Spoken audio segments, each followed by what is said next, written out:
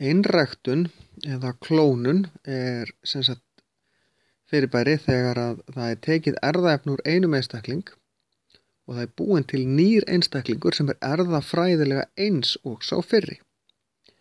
Í bíómyndum sjáum við þetta stundum eins og fólk sé sett í hálfgerðar ljósritunavélar eða svona einhverja þrívítarprentara og svo labba bara út tveir fullorðnir einstaklingar. Sá sem að var klónaður og svo klónin. Þetta virkar ekki svona. Þegar við ætlum að klóna dýr, það er bannað að klóna fólk, að þá er tekin fruma úr lifandi dýri og það þarf helst í raun að taka stofnfrum því aðrar frumur í líkama dýra er ekki færar að skipta sér. Þessi stofnfruma, kjarninn úr henni er tekin út og settur inn í frjóvgað egg úr kvendýr af sömu tegund. Og þá er kjarninn úr egginu tekin og þessi kjarni settur inn í staðinn. Síðan þarf að koma egginu fyrir í, ef við tölum bara spendýr, í legi kvendýrs af þessari tegund. Hún þarf að ganga með það eins lengi eins og þessi tegund gengur með afkvæmi sín og svo fæður hún nýjan einstakling. Og nýji einstaklingurinn er erfðafræðilega eins og sá sem að fruman var tekin úr upphaflega, en þetta er ekkert sami einstaklingur, þetta er nýr einstaklingur. Þeir eru erfðafræðilega eins og eru í raun eins og bara eineggja tvíburar.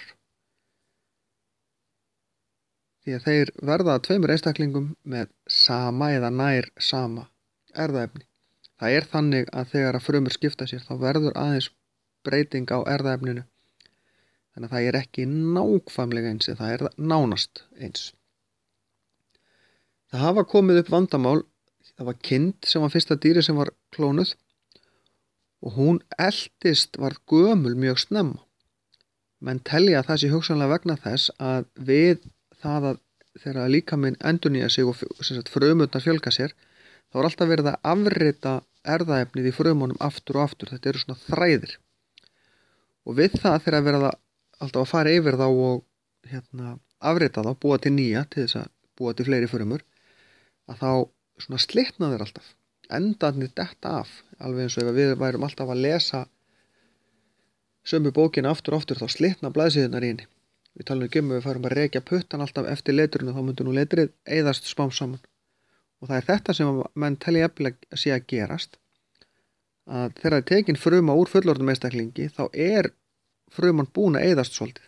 Erfðaefnið búið að eyðast, svo þegar það kemur í nýjan einstakling þá eyðist það enn meira og viðkomandi verður bara fyrir að sýna merki öldrun fyrr en annars væri.